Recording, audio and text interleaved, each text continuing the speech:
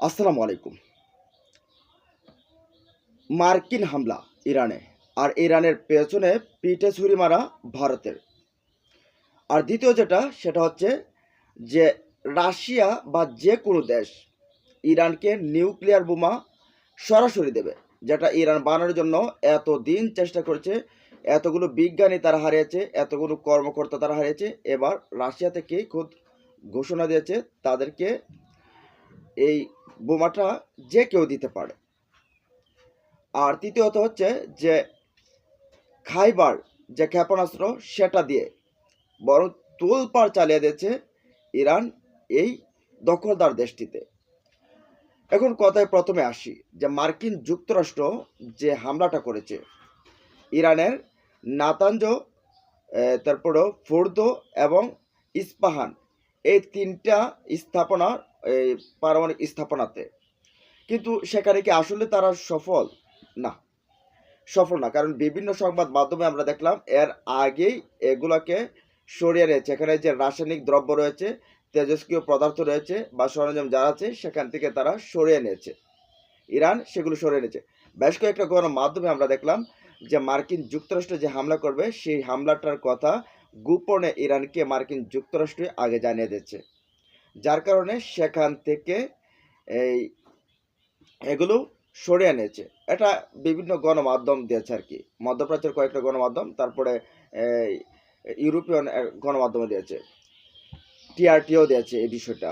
তো বিষয়টা হচ্ছে যে মার্কিন যুক্তরাষ্ট্র যে ঘটা করে এই ইরানে হামলাটা চালিয়েছে, এই হামলায় আসলে তারা কতটুকু সফল? আসলে সফলতার মুখ তারা দেখেনি, কারণ সেখানে একজন মানুষও নিহত হয়নি বা তেমন হতাহত কেউ হয়নি। এই তথ্যটাই উঠে এসেছে বিভিন্ন মিডিয়াতে। এখন কথা হচ্ছে যে মার্কিন যুক্তরাষ্ট্রের প্রেসিডেন্ট 2 সপ্তাহ সময় নিয়েছিলেন, কিন্তু 2 সপ্তাহ সময় না নিয়ে নিজে যুদ্ধবাজ হয়ে তিনি যুদ্ধটা চাপিয়ে দিলেন ইরানের উপর। এবং এই এই যে মার্কিন হামলা, এই যে বোমার বিমান B-2 বিমানগুলো হামলায় এনেছে, এগুলোর পেছনে আবার কে আছে? দেখেন, এগুলোর পেছনে স্পষ্টভাবে ভারত কিন্তু সহযোগিতা করছে। এখন বলতে পারেন যে ভারত কিভাবে সহযোগিতা করছে? এই যে B-2 বোম্বার, এটা আসছে, এটা ভারতের আকাশপথ দিয়ে, ভারতের এই সমুদ্র সীমা দিয়ে ব্যবহার করেছে। তারা ভারতের এয়ার স্পেস ব্যবহার করেছে, এগুলো সম্পূর্ণভাবেই ব্যবহার করেছে তারা। অথচ ভারত হচ্ছে ইরানের অন্যতম একটু বন্ধু, কিন্তু কখনোই ভারত ইরানকে জানায়নি যে আমাদের সমুদ্র সীমা, আমাদের এয়ার স্পেস ব্যবহার করছে আমেরিকা। অথচ ভারত কোনো সময় নিষেধ করেনি যে তাদের এই বিমানটা আমাদের সীমান্ত দিয়ে, আমাদের ভৌগোলিক সীমার ভিতর দিয়ে তোমরা যেতে পারবে না, বলে নেই। দেখেন, ভারত এমন বন্ধু, অথচ পাকিস্তান এই হামলা করার পর পাকিস্তান কিন্তু নিন্দা জানিয়েছে এবং শান্তিপূর্ণ কর্মসূচির কথা বলছে, যে শান্তিপূর্ণ আলোচনার জন্য বলছে। অথচ ভারত বলছে কি, যে এটা শান্তিপূর্ণ আলোচনার মাধ্যমে শেষ হওয়া উচিত, এটাকে আর বাড়তে দেওয়া না উচিত। বলতে ইসরায়েলের উপর যে হামলা করেছে, কিন্তু একবারও বলেনি যে মার্কিন যুক্তরাষ্ট্র যে হামলাটা করেছে এটা একটা নিন্দনীয় ব্যাপার। এই কথাটা কিন্তু কখনো বলে নাই ভারত। ভারত বলছে শুধু এটা সমাধান হওয়া উচিত। এখন সমাধান হওয়া উচিত, মার্কিন যুক্তরাষ্ট্র যে অন্যায়ভাবে এই ইরানের উপর হামলা করেছে, এই এই যে একটা নিন্দা, এই নিন্দাটা কিন্তু ভারত জানায়নি। তো এখান থেকে বোঝা যায় যে ভারত কখনো মুসলমানদের বন্ধু ছিল না, বন্ধু হবেও না। দেখেন, ইরান পাকিস্তানকে, এই পাকিস্তান কিন্তু নিন্দা জানিয়েছে এবং সুন্দর সমাধানের কথা বলছে। এই পাকিস্তানকে বিভিন্নভাবে অসহযোগিতা করেছে ইরান। যখন এই ভারত এবং ইরান, এই পাকিস্তানের মধ্যে সম্পর্ক সংঘর্ষ বা বিভিন্ন সময় সংঘাত, তখন একেবারে খুদ ভারতের পক্ষে এনেছে ইরান। ভারতকে যত ধরনের কূটনৈতিক সাপোর্ট, ভারতকে যত ধরনের আরও বিভিন্ন পরামর্শ, সবগুলোই তারা ইরান দিয়েছে। এমনকি এই আফগানিস্তানে যখন গানি সরকার প্রতিষ্ঠিত হয়, তখন এখানে গানি সরকারকে কিন্তু ভারতের মদতে কিন্তু মার্কিন যুক্তরাষ্ট্র এখানে বসায়, আর এটার পেছনে সমর্থন ছিল ইরানেরও।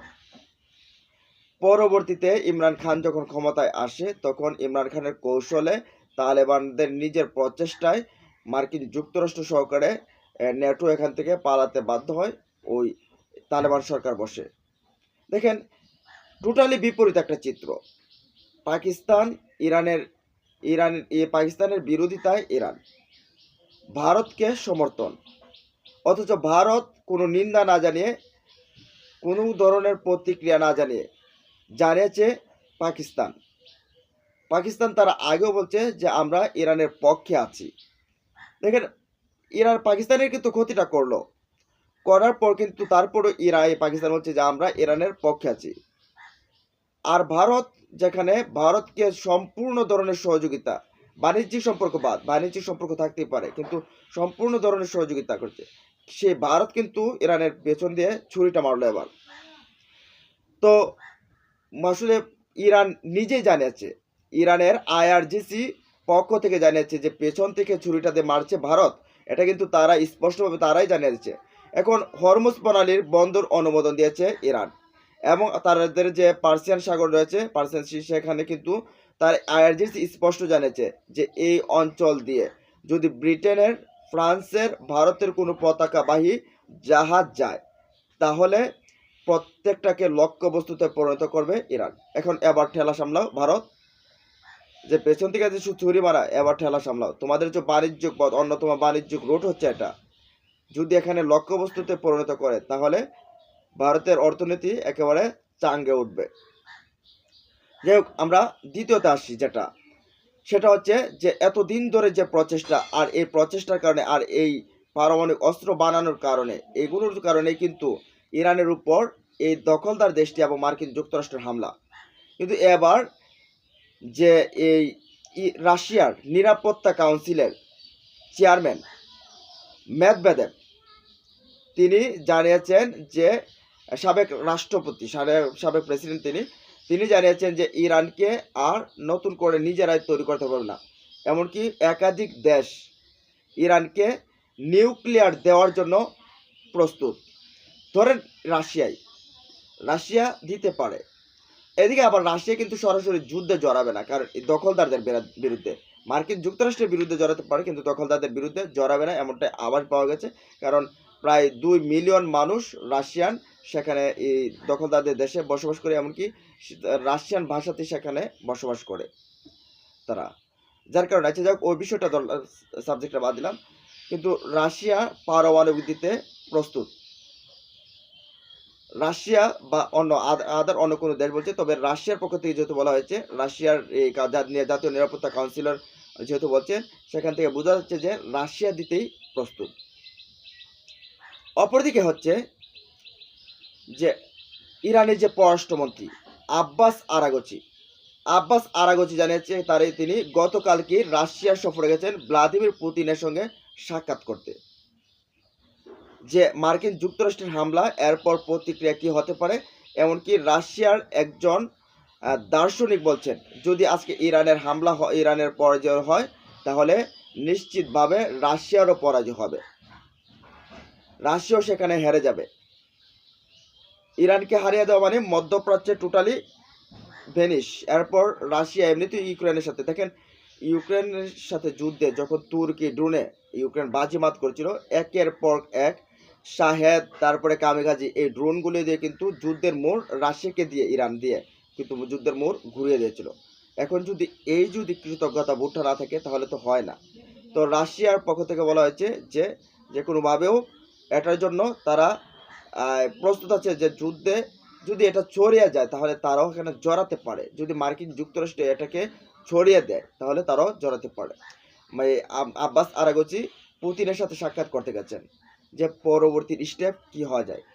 অপরদিকে ইরান এই হামলার পর খাইবার শেকান নামের ক্ষেপণাস্ত্র দিয়ে হামলা করেছে, এমনকি 37টি ক্ষেপণাস্ত্র হামলা করেছে। এগুলো ফাত্তা এবং সিজিল থেকে অনেক বেশি কার্যকর সম্পূর্ণ, এবং প্রত্যেকটা ক্ষেপণাস্ত্র গিয়ে দখলদারদের লক্ষ্যবস্তুতে আঘাত করেছে। এমনকি দখলদার যে সবচেয়ে বড় বিমানবন্দর বেনগুরিয়ন বিমানবন্দর, সে বেনগুরিয়ন বিমানবন্দরে আঘাত এনেছে, তাদের যে বায়োলজিক্যাল রিসার্চ সেন্টার সেগুলোকে টার্গেট করেছে, আঘাত এনেছে, এগুলো প্রায় ধ্বংসের পথে। তো টোটালিভাবে এই যুদ্ধটা একটা তৃতীয় বিশ্বযুদ্ধের দিকে কিন্তু রূপ নিচ্ছে। যাই হোক, এই বিষয়গুলো নিয়ে আপনাদের মতামত আপনারা জানিয়ে দিন। ভালো থাকুন, সুস্থ থাকুন। আল্লাহ হাফেজ।